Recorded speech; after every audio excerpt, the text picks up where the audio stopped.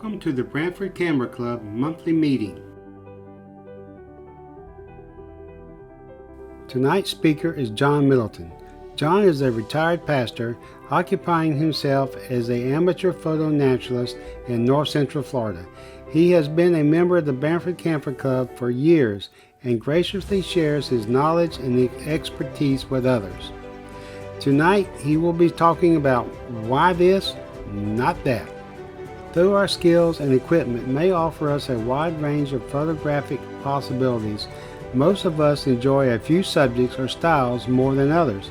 And perhaps even though we appreciate the work of others in the field, there might be forms of practice we simply don't want to pursue at all. In this discussion, we'll explore those differences, how exploring their inner sources may help us in getting into the creative flow. Now here's John.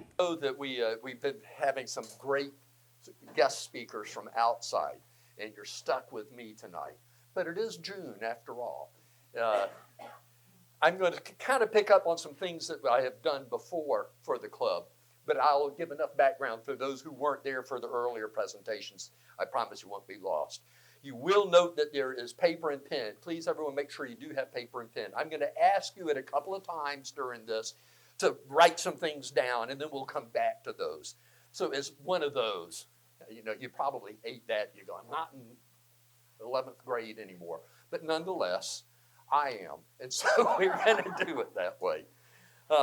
Thank you for allowing me the opportunity to do this. My brand new clicker is working. I had a clicker that I bought back in the 90s when I was doing professional training in the restaurant industry.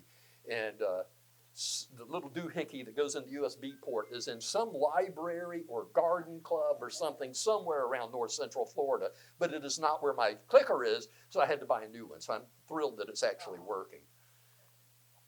All right, why this and not that is the title of the program tonight. And before we go any farther, we're going to start with that piece of paper. I would like for you to write down as many as you can of your favorite kinds of photography. I don't care whether it's the subjects you like or the type you like or whatever it is, whether it's video instead of stills, that doesn't matter. Write down your favorite kinds of photography. And if you're not a photographer, you can write down your favorite, whatever creative thing you do. If you write or you sing or whatever. But write down your favorite creative things. This is a camera club, so it's probably photography.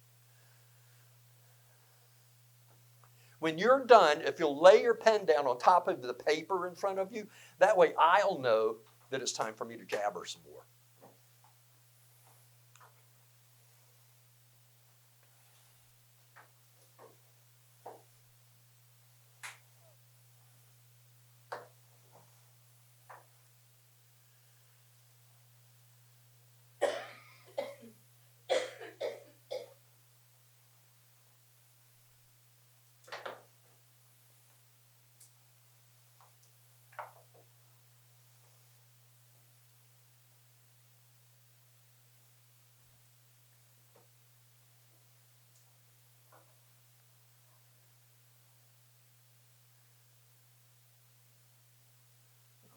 Just about everyone's done. You don't have to stop if you're still working on it, because I got some jabbering to do before we do get back to that. The last time I did a presentation here, we talked about the creative flow.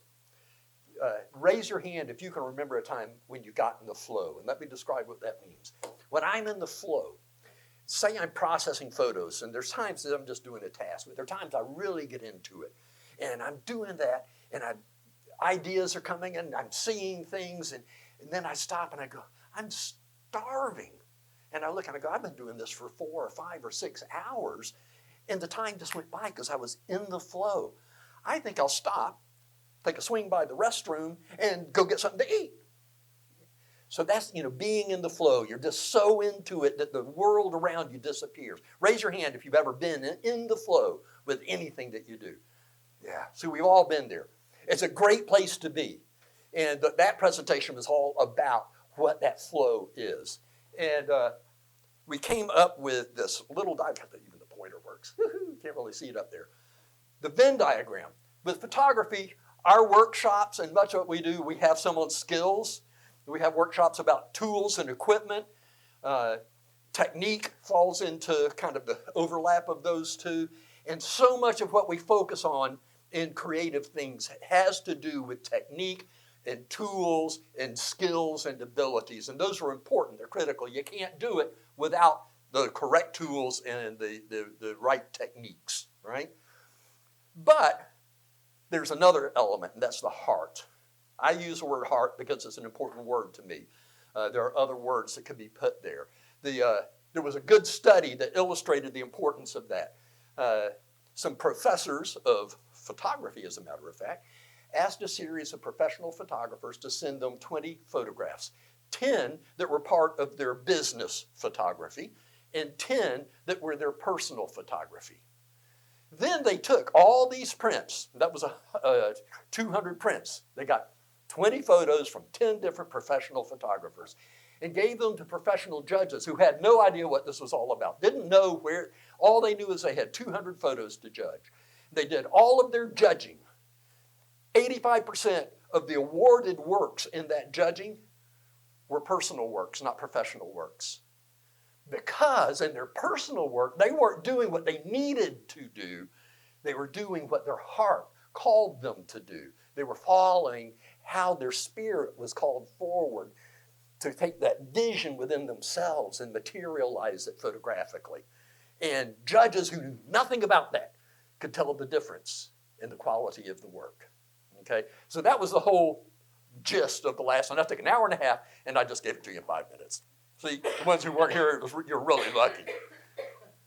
Tonight, I want to look at a different way. I want to look at that heart, that internal part that calls us forward. Why does it call us to one thing and not another? How come I end up doing one kind of photography, and Gary does a different kind of photography, and John does another kind of photography? Alex has his own interests in photography with rockets and space and beautiful nighttime imagery. Each of you has that own area you're called. Why? What does that? The reason we're going to explore that is, I believe, is just as important to pay attention to what my heart is calling me towards as it is to develop new skills and to learn how to use equipment and find and obtain the correct equipment for fulfilling that. It's an equivalent part of this whole conversation. By the way, lapse assignments over the next year, they've been kind of hidden, but it's been an element of it. The lapse assignments over next year, as we divvy them up to do them, some of them are about skills, some of them are about tools and techniques, and some of them are about creative vision. Okay? So it's good for us to explore all of those elements. So I asked you to make a list. There's my list. If I made a list of stuff I like to photograph, and those who've seen my work know, yeah, he photographs birds. Jeez, we're tired of birds. Bring something else, you know. So there's sort of a list of the stuff I like to do. When you look at your list, why? Why are those the important items? Why are those the ones that you have on your list? To help get the ball rolling, everybody won't have to speak, but we're stuck here until someone other than me jumps forward. I've been loving nature since I was a little kid. When everybody else wanted to play softball and football and all of that, you know what I wanted to do? Let's go find a frog. Do you think there's some worms and all those oak leaves under the azaleas? Let's see what all we can find in there. Oh, look, the dandelions are blooming. So I've always been that kid. And that kid is old and gray, but that same enthusiasm for nature is still there. So that's why that plays a big part of that. Okay? Who can share with some of what's on your list? Why are you called there? I'd like one or two people to jump out there. Kathy? I don't know if this is it, but I was thinking about that. And when I was being raised, you went outside after breakfast, you might come in for lunch or not, and you just stayed outside all day. And our moms wanted us to be outside. Yes. And so we didn't really have any organized things, and we made chains with dandelions. I remember learning that you was stuck on the end of this snapdragons, I think they were. It was real sweet. Mm-hmm. You know, I just learned to love nature, I think, because Yep. I was didn't know what else to do but enjoy what was Yes. around. If that makes Absolutely. sense. And so then, is nature photography one of the items on your list? So the point of all that is it is our experiences and our history and our life and our surroundings and our culture and all of those things that can beckon us forward into those most creative places that we can go. Now, I want you to go back to your list and scratch out all but 2 of them. As if some great dictate came down, you can only have 2 kinds of photography that you're actually interested in doing. Scratch out all but 2. And if you've only got 2, scratch out all but 1. The point is, I want you to say, these are the things I'm interested in. Which ones am I not going to do anymore? Woo! Oh, that's no fun.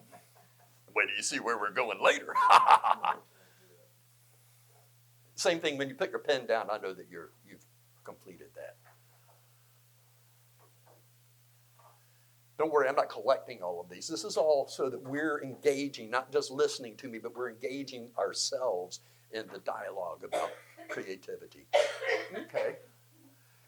If I scratch those out, I would be left with birds and my pets. Okay? And I would be a very sad photographer because I like all the other stuff too. But those are the ones that would still be on my list. Are the ones that are left on your list, as you look at yours right now, and think about it, raise your hand and you say, yes, those are the ones that are closest to my heart, most meaningful to my heart, to my spirit, right? Absolutely. That's real obvious, but I wanted us to go through the thinking about it and do the exercise to make it particular to what I do, what you do with camera in hand, and why. Okay?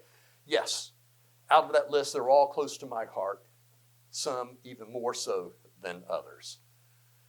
See, there are 2 sides to that heart experience as well. Actually, there are an infinite number of sides to that. Just like with just the visible light that humans can see, how many shades of color are there? There's a lot to it. But to simplify that so that we're not here still at midnight listening to me jabber on and asking you to write things on that paper still, we're just going to talk about 2. There is a light side and a dark side, okay? And on that light side, scientists talk about the emotional responses. They can look at brain activity, brainwave activity, and they can look at physiological responses. There's a difference between goosebumps and cold shivers. One is a response positively. Goosebumps typically happen. They say historically, it's from before we had houses and fire and everything. When it was really cold, people drew together and we were hairy and the hair stood on end to insulate us. And so over millennia, that act of drawing close to one another would cause that to happen. And now we find experiences that either physically or spiritually cause us to feel close, intimately close to someone will cause that gooseflesh experience. Experiences close to whatever we see as sacred or divine can cause that same thing, as opposed to cold shivers, which are a whole different response. Some other parallels to that: ecstasy and horror, bliss and dread, awe and terror. The physiological responses to those positive experiences, positive heart experiences, the release of oxytocin. The pleasure centers of the brain are activated in that, and that can be measured in brainwave activity. The vagus nerve is activated by that. So it's a physiological response to what happens in our brain and in communal experiences or experiences with nature or experiences with whatever we hold sacred. On that dark side is a whole different part of the brain that lights up and a whole different biochemical response that happens. The dorsal anterior cingulate cortex is activated and blood pressure is raised. And in extreme cases, all sorts of hormonal things that get us ready for fight and flight. Okay? We're not there yet, but it gets us to that point. And it's not just physical threat. Have you ever had someone tell you that when you, in anywhere in the world, if your heart says it's wrong, if you start getting those cold shivers, believe your system? It's because it's instinctive to us. That you feel that you're preparing for fight or flight. And if that's the case, smart people in today's culture say, I'm getting the heck out of here. I think now is a good time to say, time out, see you later. The world can't be all black and all white, okay? If you think of photographs, I'm using this as photography is what we're talking about here. A pure white photograph is pretty boring. A photograph that's all dark is pretty boring. But if there's balance and contrast and focus, the interplay of dark and light can create something that's more meaningful and more beautiful. Now, that's the very history of photography. It was all black and white for generations. Many of us of a certain age here spent most of our photographic time doing black and white photography. We had a speaker who talked about processing black and white film. Okay? That interplay is very, very important. That interplay is important not just to photography, but to our motivations as well. So, the other side of the equation. On your list, I want you to write down some photographic subjects or types or approaches that you simply avoid. You just have no interest in, or you're repulsed by it. There's some that you just go, I'm not doing that. Write down several that come to mind.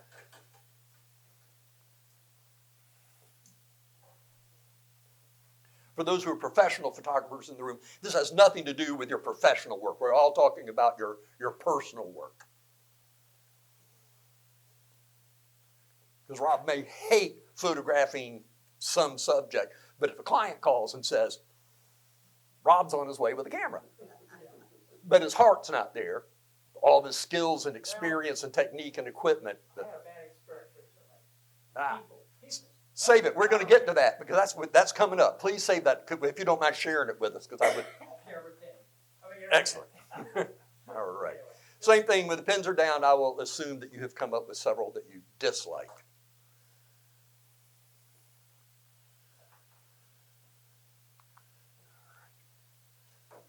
Here's my list. Astrophotography. I did some of it. People. You notice that you don't see me showing photographs of people. Sometimes family is an exception to that, but otherwise, events, street photography, that kind of stuff, just not up my alley. With your list, why are you not drawn to this? Maybe even you're repelled by some of those. Is it a matter of preference or is it a matter of heart? As you look at your list, can you find some it's just my preference? And can you find some that are heart? So as you think about that, I'm going to give you some examples. This isn't intended to make this all about me, but I want to be authentic and self-revelatory in a way that will encourage you to explore, and whether you share it with us or not, but explore in a self-revelatory way, in an authentic way yourself. This will take a couple of minutes, but I wrote this some years ago based about an experience. And then when I'm done, Rob, I'll ask you to share what you've got and others as well. The title of this is called Spring Fling, 1972. It's a beautiful Saturday morning for the Spring Fling, to which I've been assigned as my college's photographer. There are lots of fun and games planned for the celebration, each pitting fraternities, sororities, and their pairings against one another. Among them are a three-legged race, a tug-of-war, and an egg-eating contest, which promises a spectacle of frat boys eating boiled eggs and a race to see who pukes last. Just the sort of thing to get my photographic juices flowing. It's an all-silly competition pursued in the name of Greek pride. None of my friends are here, and I don't look or think like those who are. Indies, which is what we call independents, those not in fraternities or sorority, Indies are effectively excluded from this fling. The school's official celebration of spring is seemingly meant only for those in the school's fraternities and their sister sororities, unless you're the photographer, that is. My attitude of disdain, my appearance, my reputation, and the gear I bear assure that I'll not be mistaken for one of them. But I am acknowledged by those who have requests. Be sure you get his good side when he vomits. The denouement is to play out in the little lake behind the student center. This final act is another competition, one in which fraternity sorority pairings will race duck flats across the lake. Clearly, the winner will be the last to swamp, as the vessel's few inches of freeboard, combined with their crew's ineptitude, make that fate nearly certain. I'm carrying 2 cameras, the school's Mamiya C33 Pro. This isn't the school's, but it's one I bought 25 years ago because of that experience. And my Miranda SLR with a 400 millimeter f6.3 preset lens, lugged around all day just for this event. So my idea is to capture from the dry comfort of the shore action shots as the boats go under and the crew members splash about in the water. I'm hoping these will be the best of the day, and I know that I'll be glad to see the contestants soaked. Timing their dunking is a challenge, though, and I haven't yet caught the perfect moment. But I see that the Black Sister and Brothers little craft on the far side of the lake is going under, and I begin to shoot. That long lens is up to the task. But now, through the telephoto lens, I recognize that their boat is upside down with only a bit of the bow above water. Both its former occupants are in the water, and the girl is struggling. It seems nobody thought to check whether the participants can swim. And no flotation devices are in sight, much less a lifeguard. The rowboat on the bank nearest me is the closest thing to a rescue vessel, and it is unmanned. I see her partner push her to the swamp flat, to which she clings. Then he flaps his arms over his head 3 times and goes under, almost like a cartoon character, but all too real. I get a few frames of people on the far side of the pond jumping in, swimming to the rescue. My film now exhausted, I watch as some of those distant students drag the sunken flat and his drenched sorority girl ashore. Others dive below the surface over and over again, searching for her partner in the shallow water. A long 30 minutes later, there comes from the would-be rescuers a commotion and a cry. "We found him! Bring that boat out here!" they shout, desperate for help. Their cries awaken me from my shock-induced daze, and I realize nobody has used the rowboat to help. And even now, nobody moves towards it. I set my cameras on the ground, asking the nearest person, who is faceless to me still, to watch them. Pushing the rowboat into the lake, I clamber clumsily aboard and discover that rather than oars, there is a single, too short paddle. There are no options, so I paddle furiously. It seems to take forever to get the swimmers struggling to hold the victim at the surface. One of them, with whom I am acquainted, a Vietnam veteran and certainly a leader, climbs over the gunwale and tries to pull the victim into the boat, but he can't do it alone. So I grab one of the young man's legs, and together we're able to haul him aboard, nearly capsizing us and so filling our little craft with water that I fear we too will sink. And I know that if we don't, propelling the boat will be nearly impossible. As I work the paddle, I see him clearly for the first time. His open eyes are rolled back in his head, his outstretched arms unmoving. The other student tries to perform mouth-to-mouth resuscitation, but the sound is hollow, mechanical, and waterlogged.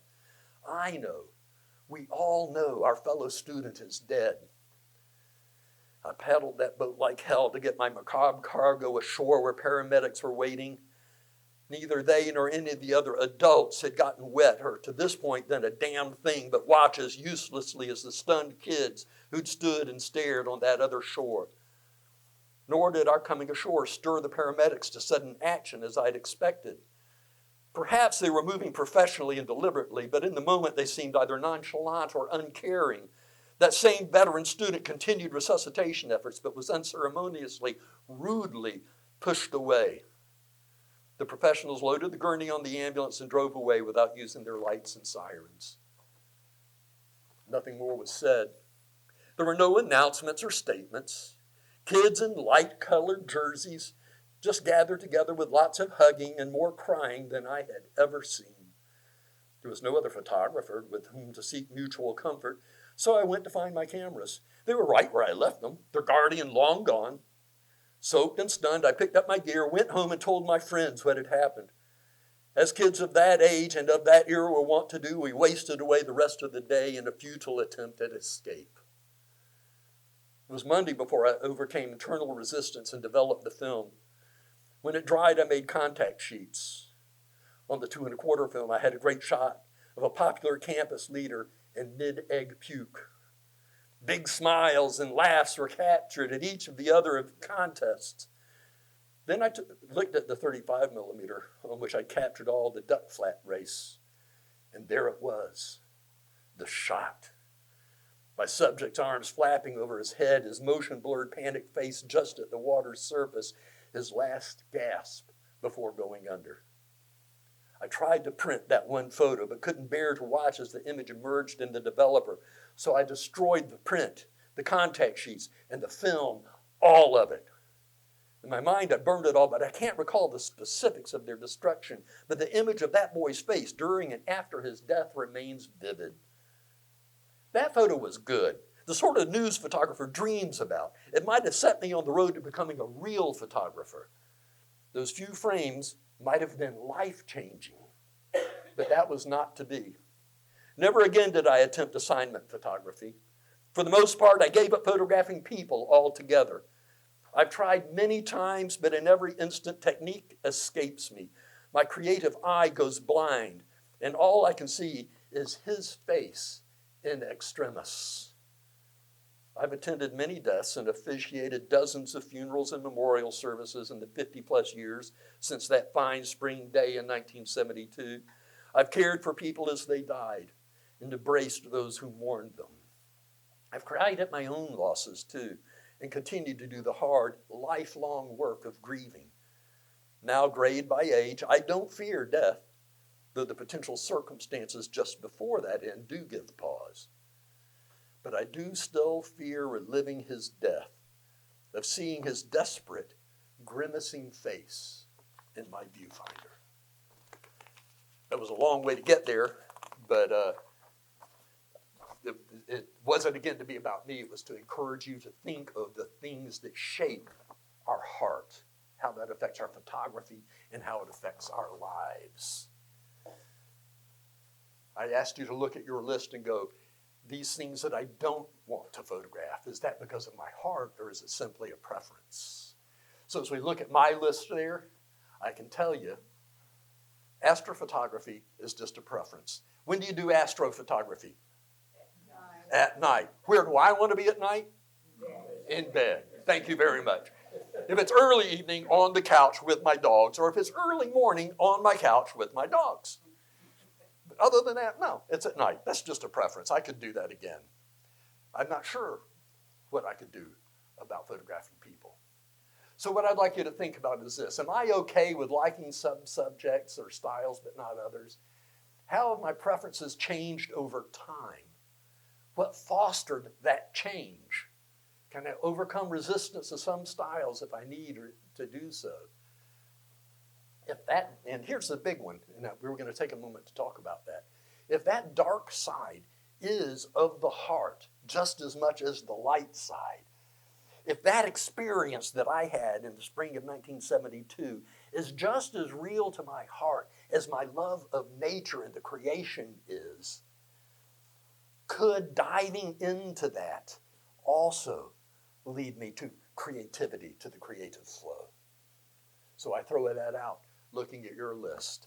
What was your story you were going to say? You had an experience that you said, Well, I do a lot of people stuff. Yes. And I did a reunion, and I was set to go, and the last moment they said no, because you don't have the money. So I said, well, you're going to feed me, I'll do the group shot for you. So I did like all these candidates, and I get there, and they charge each person like $79. So they had good food, and a DJ, $600. And so I shoot, and I do the group shot shoot. And they decided where to have the group shot every time.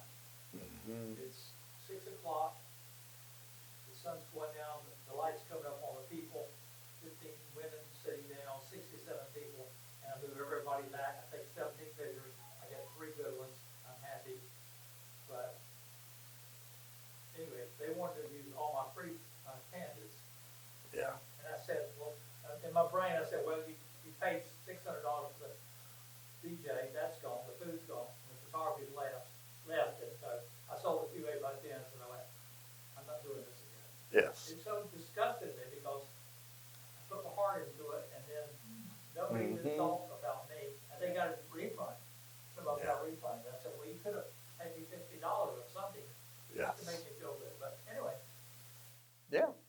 absolutely. Anyone here ever tried to photograph a wedding? Hundreds of them. You've done hundreds of them. Hundreds of them. Anyone ever had an experience as being the wedding photographer where you go, ooh? Mm-hmm. Mm-hmm. And if you haven't had it yet, if you have a camera, you're going to have friends who say, would you be our wedding photographer? And they expect you to do it for free. That's right. How much, just a top figure, about what are you going to charge someone to do a wedding? Now, Yeah. $10,000. Really, I've done $100 weddings. I've done $500 weddings. I did a wedding one time, and I went to where the wedding was going to be, and nobody's there. So I go to another Baptist church, and nobody's there. So I go to another Baptist church, and nobody. This is before cell phones. Yeah. So I go home, I look. The groom's got an unusual last name. I find his name, the name in the book. I call. It's his mother. I said, "This is the photographer. Well, where's the wedding?" Oh, say you low. They ran off. Uh-huh. Did you ever think about calling me? Yeah. I've had several of those. Yep. Get your money up front. Heck with them. Ellen? Now that you're talking about that, I just want to give a little, one of my top ones, obviously, is my brothers. Mm-hmm. Georgia and I went up to La Chore and took, when the Eagles were in, we took some photos of that with my sister. I had a girl 4 years ago, I still have a message on my phone, who had messaged me and wanted to buy a photo. I don't really sell my photos, so I'm not, so she wanted it because she was making cribbage boards of the state of Maine, and she wanted things that were from Maine at the time to put on it. She wanted a mounted tab picture. So I, thought it over, and I sent her back a message and said, let's do a trade. Years ago, people always traded stuff. I said, Right. I'll give you the photo that you can use. You give me a cribbage board with the picture on it. And my name still stays on the picture. I get credit for the picture. Well, she blew me off. Yeah. I never heard anything from her. So last week, just before Father's Day, I get a message from this same girl. She wanted some of the eagle photos that I had taken up in the chore. Well, I've been busy with my father-in-law, so I didn't get back to her. And of course, Father's Day was like 3 days away. So I knew she wanted to put on a cribbage board. Well, she posted this poster to this, they had this, in downtown where we live, they had this big bazaar thing, and she was selling her shirts and her hats and her wares. And she posted these 4 cribbage boards that she had. Because she came on Facebook and said, I need pictures from people, but you have to give me permission to use them. I never got back to her. Her husband, not thinking, went outside and he's doing a video of all the stuff she has on her email. Yes. Right? I looked and there's my photo on the cribbage board. So I brought it up. I'm not going to accuse anybody. It was a video, so I screenshotted it. I brought it up and I said to my husband, what is this? Compare it to this one. There are no plants like that in Maine. Yeah. Florida plants. Mm-hmm. I said, hey, I texted her, I said, hey, how's your thing going? She said, pretty good. I said, how much are your cribbage boards? She said, $45. I said, how much for the eagle one? Holy God, she started writing me a book and blowing my phone up and ISOs. She said she made it for me because we were gonna make a trade. I never said anything about a trade. I wrote back and said that was 4 years ago. I've been busy. So you have to, it really turned me off that someone would do something like that. So when Rob talks about people not appreciating it, but she wants, back then, she didn't think her $45 cribbage board was worth using the photo. Yes. And now she wants to use the photo of 59, and she wanted a red cardinal one. This and that. So it's kind of interesting how people, she thinks her stuff is more valuable than the photography piece. Right. But she wants the picture to put on her. So is it fair to say from the things we've just heard that some of the things that may push our hearts away from certain kinds of photography aren't just the subjects or they can be experiences of other people? There are a lot of us who go, people buy my prints, but guess what? I got the money before they got the print. I don't sell many, but people will see a photo and they go, hey, can I get a print of that? Sure you can, absolutely, I'll get a price to you. When I get the money, I use MPICs, and I get it overnighted. So no more than 2 business days, they will have their print after I get the money. Same experiences. We can be repelled by things. Some of them are deep in our heart, but from traumatic experiences. Some are just negative experiences. And some are just preferences because I don't want to get up off the couch when it's dark outside. I saw a hand, but I can't remember who. Whoever it was changed their mind. Okay. Listen, you're going to get some more tools. Okay? I mean, that's part of the hook of photography is I could really do this better if I had a Nikon Z8. I mean, I really could. And if you put enough in the can, I donated this to the club tonight, and I think it's worth a Nikon Z8. You're going to do that, right? Yeah, oh, yeah. So I'd settle for the 400 2.8. I'd be perfectly happy with the 400. It's only $13,500 on sale. They took $500 off right now. It's on sale, $13,500. Really nice. No, I actually would prefer the Z8 because it's a little bit lighter when you put that heavy lens on there. So yeah, and it does everything. But now they've got the 6.3, which has the same focus system as the Z8 and the Z9 for half the price. So I may. At any rate, we're all going to get new toys. Do not think the camera you have now is going to be the end of it. I know someone in this room who bought a nice D500 and had it for 10 days before getting a Z8. Okay? So you're going to get new toys. Absolutely are. And when you do, you have to master them. It takes some effort to learn the control layouts and how does it respond. And if you don't go through that learning curve and do the work of learning it, 10 years later, you'll have the same camera and be going, how do I change that? What do I do about this? Oh, I can't remember. It'll be like me today having to go online to find the manual for the C33 because I'm going, I can't remember how to do anything on this. The last time I actually photographed with one of those was 1972. Yeah. One of the things that hit me today is like the remote release would screw in and it was just a plunger. Yes. One of the most profound statements I've ever heard about photography was Skip Whitewell taking a class with him way back in the 70s. Mm-hmm. And he said the difference in you and I don't know, my camera. Yes. Yep. Absolutely. And he said, you see these photographers, especially the amateurs, got 2 to 3 cameras flung around their neck with all these lenses. He says, you've got to learn how to use your equipment. Absolutely. Yeah. And so that's the difference between you.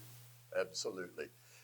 I laugh about people who, and I'm not saying don't use automatic functions, but people who have these very powerful cameras and everything's on automatic from the day they get it, and they've never done anything. They couldn't change depth of field intentionally if their life depended on it, unless there was a menu choice somewhere that they could dig through that said shallow depth of field, because they don't know how to use the equipment. They don't know the techniques, which you can learn new skills too.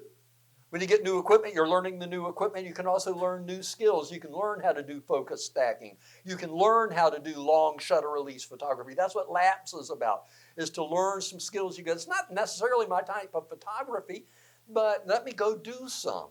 Let me try this to expand my creative vision, to have one more tool in my toolbox. So if the day comes along and I see that subject where the river's going through the woods just so, wouldn't that be beautiful if that water were just smeared going through? You don't have to learn the technique. Then you take the tool out of the tool bag, the skill bag, and you know how to do that thing. You can learn that. I hope that you'll also explore the heart of your photography and enjoy the creative flow. The whole purpose of this is for the more you think about that and you recognize the times when you are in or are approaching the flow, that creative process where it's just happening and everything else is tuned out, the more you think about that and think about the causes and the whys and wherefores, the more frequently you can get to that place. Your photography, your art, whatever your art is, your art gets better when you bring your heart into balance with those tools and those skills. I thank you for your attention tonight. I hope you enjoyed the presentation. To learn more about the Banford Camera Club, please come to one of our meetings.